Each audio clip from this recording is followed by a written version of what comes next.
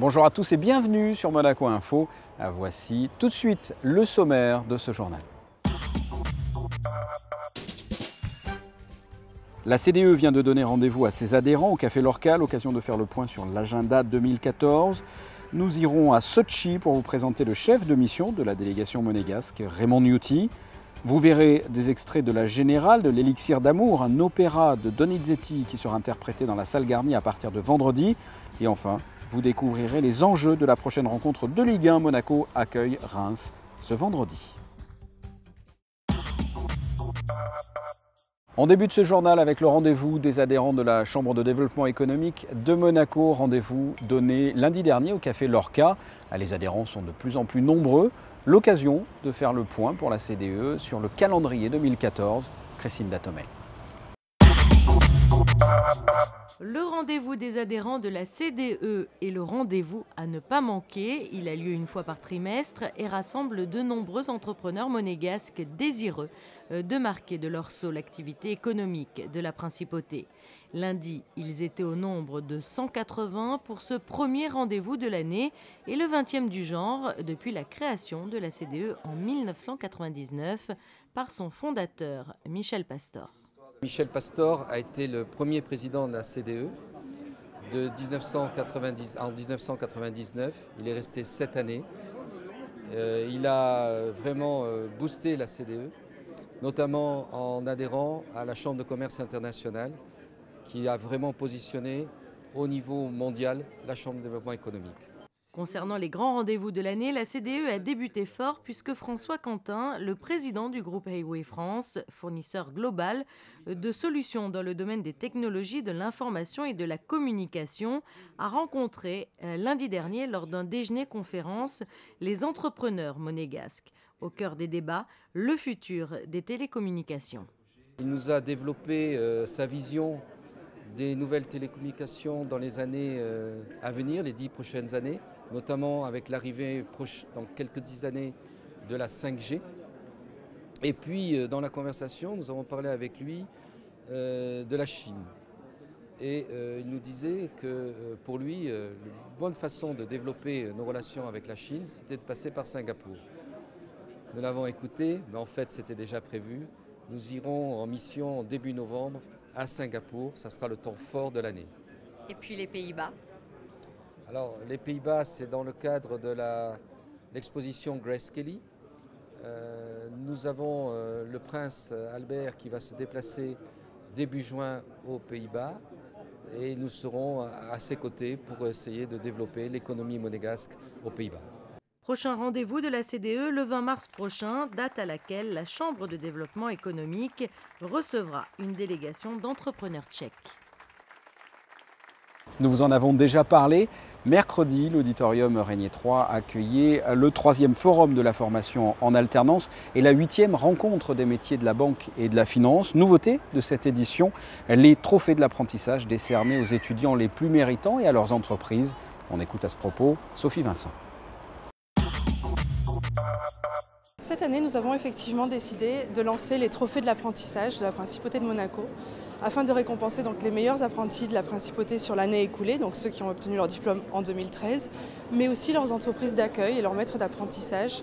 Parce qu'en suivant donc tous ces apprentis sur la Principauté, nous nous sommes rendus compte de l'investissement à la fois de ces jeunes qui doivent jongler entre études et vie en entreprise, mais aussi de leur entreprise et de l'importance du rôle du maître d'apprentissage qui les accompagne sur le terrain, mais qui suit aussi leur évolution et leur comportement à l'école.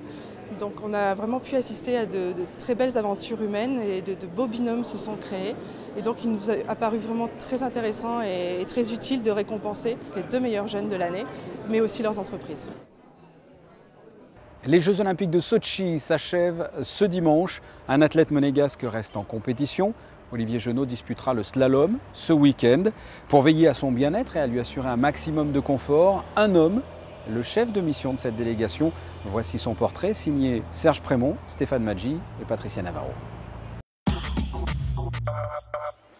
Il a été un peu comme un deuxième père ou un grand frère pour les athlètes monégasques participant aux Jeux Olympiques de Sotchi. Raymond Nuti est le chef de la délégation de Monaco. Après 10 Jeux des petits États et 2 Jeux méditerranéens, c'est la première fois qu'il occupe ses fonctions au niveau olympique. C'est l'ampleur de la manifestation qui est importante. Ce n'est pas la gestion de la délégation monégasque, mais l'ampleur de la manifestation, le nombre de services et de toutes les formalités qu'il y a à accomplir. Ça suffit. Parce que s'il y a un problème comme aujourd'hui... Pour Raymond Nuti, l'objectif est de parer à toute éventualité ou tout imprévu. Les journées sont très longues pour lui et les nuits plutôt courtes. C'est une journée qui commence très tôt le matin, aux environs de 6 heures, qui se poursuit par une réunion ensuite avec tous les chefs de mission de tous les pays. Rendre compte ensuite aux athlètes de tout ce qui s'est dit, aux entraîneurs, aux techniciens. Et puis ensuite aller sur les différents sites pour voir les sportifs qui sont en lice. Mais en amont, avoir préparé avec tous les bureaux de l'organisation toutes les formalités qui sont nécessaires afin que la délégation se sente le mieux possible et ait le moins de problèmes possible. Et puis derrière, le soir, on continue, on écrit des mails, on réalise le planning pour le lendemain avec les athlètes, les entraîneurs. Et c'est jamais un coucher avant 1h30, 2h, voire des fois 3h du matin. Raymond Nuti, ancien professeur de comptabilité au lycée technique de Monte-Carlo, goûte donc aux joies d'une nouvelle vie placée sous le signe olympique. Une vie où, là encore, il se consacre aux autres. À suivre donc le slalom lors de ces Jeux Olympiques avec Olivier Genot. Musique, l'élixir d'amour de Donizetti dans la salle Garnier à partir de ce vendredi. Un opéra dont les airs sont célèbres. Une réussite grâce notamment à la mise en scène et à la distribution. José Sacré a assisté à la Générale.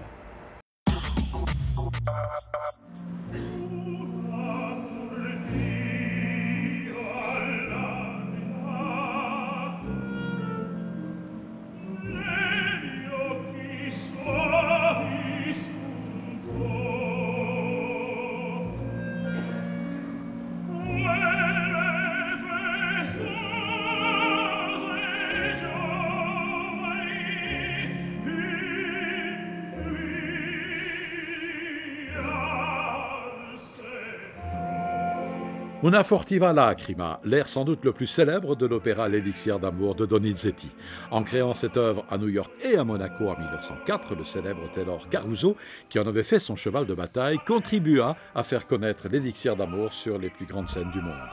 Cette nouvelle production de l'élixir d'amour présentée à l'Opéra de Monte-Carlo fait aussi figure d'événement. En effet, c'est la première fois qu'une femme chef d'orchestre dirige un opéra à la salle Garnier depuis sa création.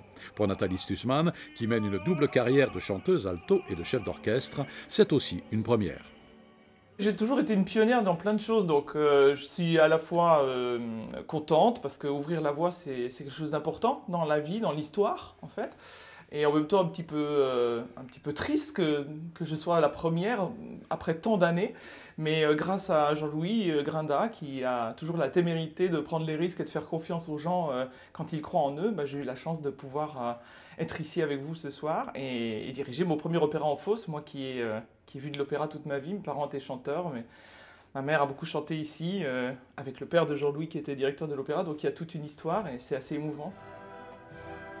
Je ne pense pas privilégier les chanteurs. Par contre, évidemment, je connais leurs difficultés par cœur. Je pense, en tout cas, j'ai beaucoup de plaisir à essayer de les aider, de les porter, de les soutenir. Mais c'est ma passion aussi de faire chanter l'orchestre, de faire respirer l'orchestre et d'associer ça, évidemment, à la voix. C'est merveilleux.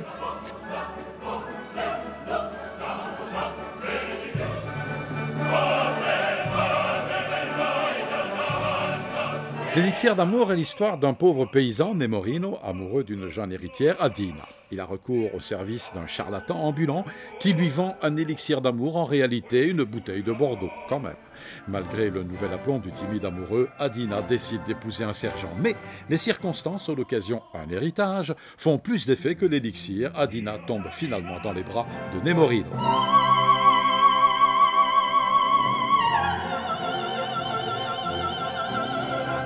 À partir de cet argument très simple, le metteur en scène Adriano Sinivia a réalisé un spectacle plein d'inventions, poétiques et souvent drôles. Le choix que j'ai fait pour pour ce spectacle, qui respecte complètement le livret, vu que l'action se passe à la campagne normalement. Là, se passe également la campagne, mais dans la campagne, où existent donc des petits êtres, vu que c'est presque un conte de fées, donc on a pensé plutôt opter pour des êtres qui vivent aux marges de la société des humains, et qui vivent donc une civilisation qui vit en récoltant un peu les choses abandonnées par les hommes. Donc on verra Dina qui récupère la fameuse feuille de livre où s'écrit l'histoire de Tristan Iseut. Voilà.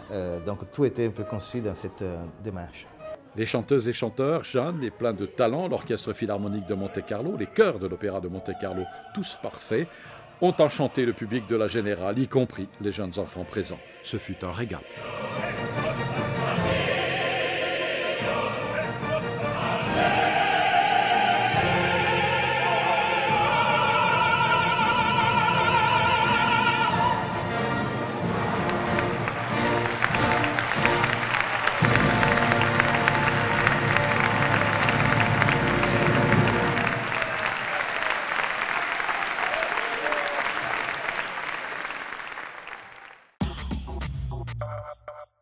Dans le reste de l'actualité, le Monaco Chinese Festival s'est achevé ce jeudi 20 février.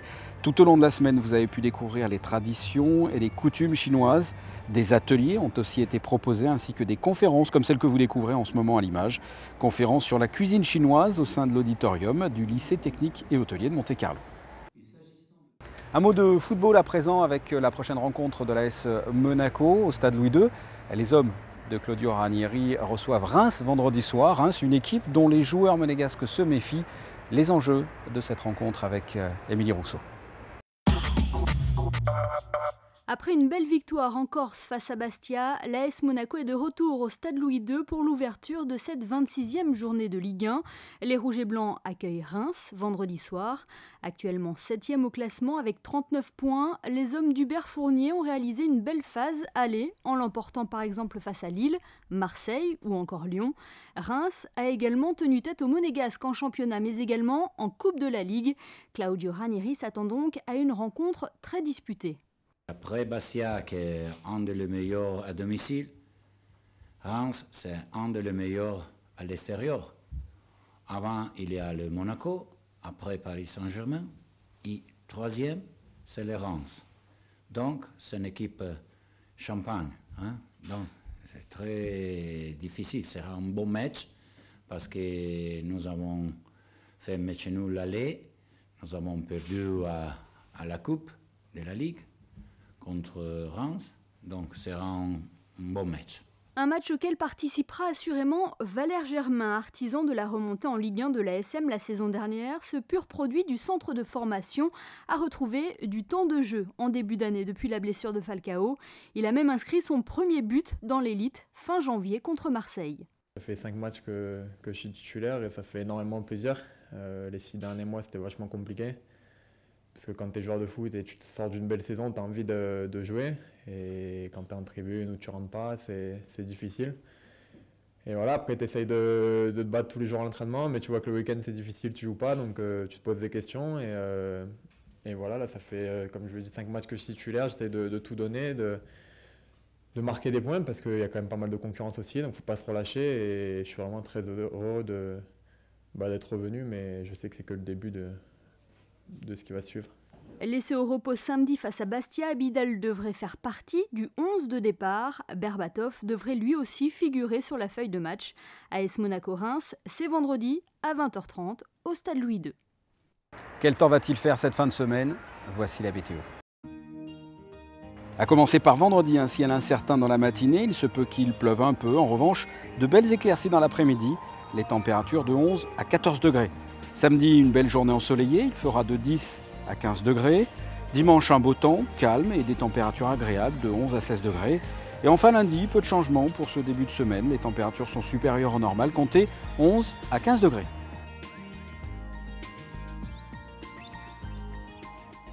Ce journal est terminé, merci de l'avoir suivi. Je vous propose de retrouver dans quelques instants votre magazine consacré à l'automobile Asphalte et présenté par Vanessa Dessy. À très bientôt, au revoir.